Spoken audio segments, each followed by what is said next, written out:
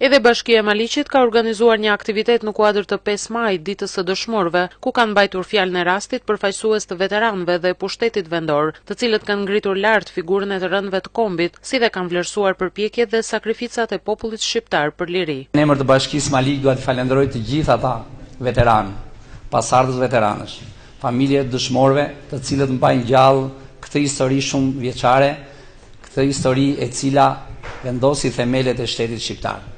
5 maj, dita e dëshmorëve. Në pamje të parë duket një ditë e thjeshtë, por aty është gjaku i tyre, gjaku i dëshmorëve, mbi të cilat është ngritur ky shtet i shumëvojtur e me shumë sakrifica. Shumë kanë dashur që këtë datë ta ndryshojnë, të hedhin balt mbi gjakun e dëshmorëve, por nuk ja kanë arritur.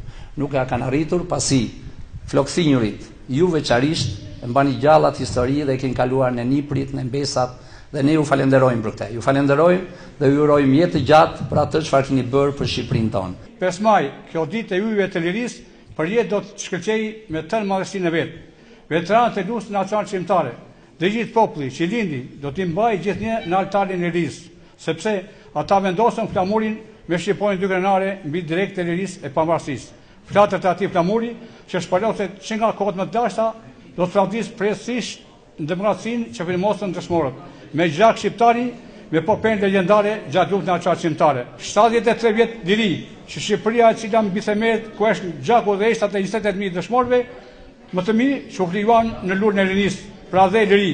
Shumë gjëra kanë ndryshuar në këto vite, por vetëm një gjë ka mbetur, dashuria dhe respekti për të rënët. Me rastin e 5 majit u organizua dhe një koncert i përgatitur nga Pallati i Kulturës Dimitër Orgocka, ku kanë spikatur këngët dhe recitimet me nota patriotike, ndërsa nuk kanë munguar edhe vallet popullore të interpretuara me mjeshtëri nga të rinjt që janë pjesë e qendrës kulturore.